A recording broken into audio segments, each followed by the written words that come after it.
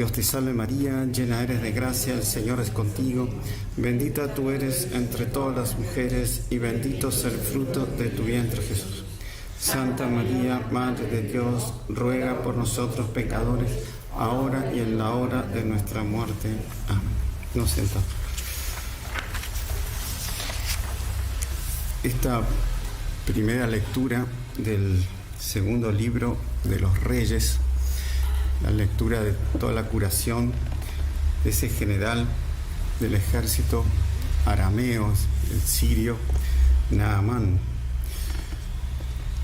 Es muy interesante ver todo el juego de las distintas psicologías que están en toda esa trama y ver cómo el apego a sí mismo, a ciertos egoísmos o mundanismos o orgullos hacen que la persona tome malas decisiones.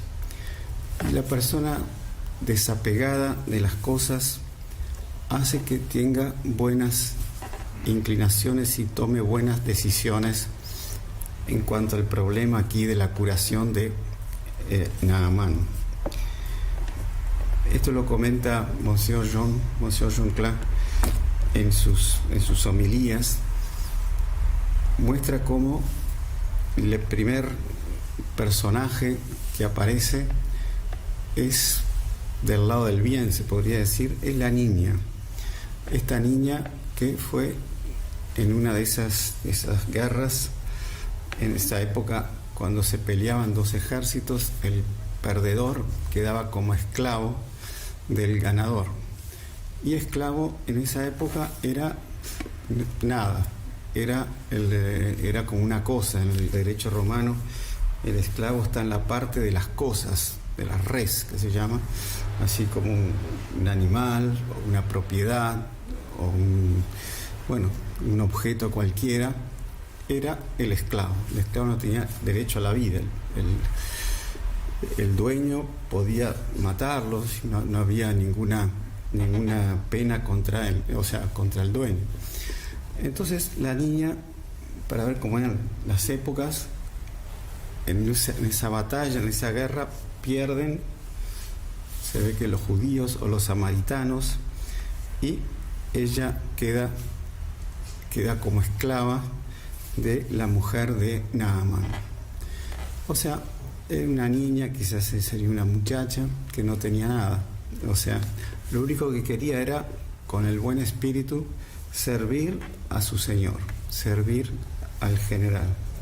Y ahí le dice: ojalá mi Señor se presentara ante el profeta que está en Samaria. Seguramente él lo libraría de su lepra. O sea, lo hizo con toda, no querían sin ningún interés, sin ningún afecto personal, solo por el hecho de servir al Señor. Y ahí Naamán, que también se comporta siendo un gran general que había dado tanta gloria a los sirios o a los arameos, sigue el consejo de esta niña. Entonces se presenta al rey y el rey le da una carta de presentación ante el rey de Israel para que lo traten bien, para que sea recomendado.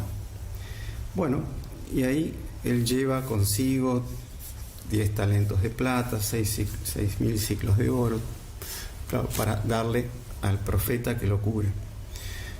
De pronto, el rey de Israel, ahí vemos otra vez que estaba así apegado al cargo, mundano, con egoísmo.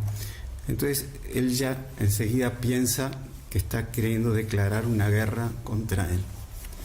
Entonces, en vez de recurrir a Dios, en vez de poner las cosas en las manos de Dios, él enseguida se rasga las vestiduras, que en esa época era símbolo de tristeza, signo de rabia, de contrariedad, y piensa que están queriendo hacer una guerra contra él, el pretexto para hacer una guerra contra él. Y ahí es Eliseo que le dice que vaya hasta la casa. Y de pronto el general va hasta la casa, y el general ahí piensa que Eliseo va a hacer un gran milagro, así medio portentoso, que lo va a recibir con todas las honras.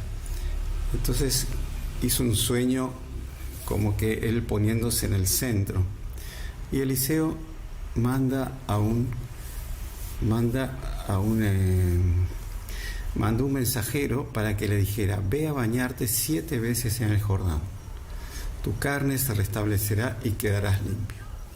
Y ahí Naamán, en vez de seguir ese consejo, le viene queda irritado, o sea, le viene el orgullo, le viene pero ¿cómo? ¿Qué se cree? ¿Cómo no salió a recibirme este hombre? ¿Qué se cree que acá los ríos? Le viene un nacionalismo, que dice que los ríos de aquí de Israel son mejores que los ríos de Siria. Entonces esas cosas perturban una buena decisión. Y ya se quería ir, volver leproso a Damasco. Y ahí un servidor que no tenía nada para ganar, que nos dice: pero hombre, si el profeta te hubiese mandado algo extraordinario, no lo harías. Cuanto más simplemente bañarte y quedarás limpio. Y ahí él hace caso a ese servidor humilde, que quizás sea el último servidor de Naamán. Y ahí Naamán queda limpio. Y ahí él vuelve a agradecer. Y es muy interesante cómo sigue. Él quiere regalarle todo al profeta Eliseo. El profeta Eliseo dice que no, que puede llevarse todo, que no necesita dar nada. Entonces ahí se lleva una cantidad de tierra de Israel para hacer como un santuario allá en Siria. Pero uno ve cómo el Naamán, siguiendo el consejo de la niña, estuvo muy bien. Después, siguiendo el consejo del servidor, también. Pero si seguía el consejo de su orgullo, o su egoísmo, o su susceptibilidad, o su enojo, su irritación, ahí iba a perjudicarse, él era el más perjudicado. Entonces, de aquí sacamos una lección de que cuando nosotros tenemos esos apegos, o esos egoísmos, esas irritaciones, esos enojos, no tomemos una decisión en esos momentos, porque seguramente nos va a pasar como Naamán, que se iba a volver con la lepra a Siria.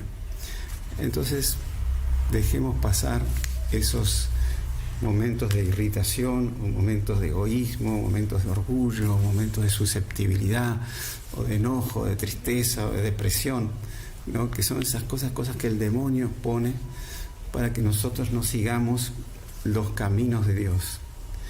Y es lo que pasa en el Evangelio. En el Evangelio se presenta a Jesús en la sinagoga, donde todos lo conocían porque lo habían visto de chico en Nazaret.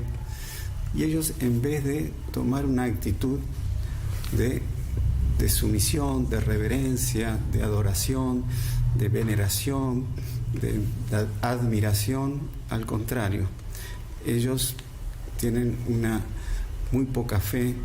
Jesús hace unos pocos milagros, no hace muchos milagros en Nazaret, y Jesús los reprende porque dice: les aseguro que ningún profeta es bien recibido en su tierra. Les aseguro que había muchas viudas en Israel cuando fue la seca promovida por el profeta Elías. Sin embargo, solo a una en Sidón, que vendría a ser el Líbano hoy en día, al norte, ya no era no era el país de Judea. O lo mismo también, cuando el profeta Eliseo tampoco hizo milagros con los judíos, sino con un sirio que era Naamán. Entonces ahí ellos se enfurecen y quieren matar a Jesús. Entonces siempre tengamos nuestra mente puesta en Dios, como dice el Salmo. Dice: mi alma tiene sed de Dios, del Dios viviente. Como la sierva sedienta busca las corrientes de agua, así mi alma suspira por ti, mi Dios. O sea, nuestra alma tiene que estar puesta siempre en la gloria de Dios, y ahí es cuando vamos a tener bien tomar buenas decisiones con respecto a uno, con respecto a los otros, con respecto al trabajo, con respecto a que debemos hacer, cuando el alma está puesta en Dios y no en el egoísmo. Entonces es muy bonito el Salmo, dice: mi alma tiene sed de Dios, del Dios viviente. ¿Cuándo iré a contemplar el rostro de Dios? Envíame tu luz y tu verdad, que ellas me encaminen. O sea, teniendo el alma a Dios, la luz y la verdad encaminan a la persona y la guían a la santa montaña, hasta el lugar donde tú habitas. Entonces pidamos mucho a la Santísima Virgen, tener siempre el corazón puesto en Dios y no dejarnos llevar por los egoísmos o las susceptibilidades que nos alejan de Dios y nos llevan también por el mal camino en nuestra vida temporal. Ave María Purísima. Sin pecado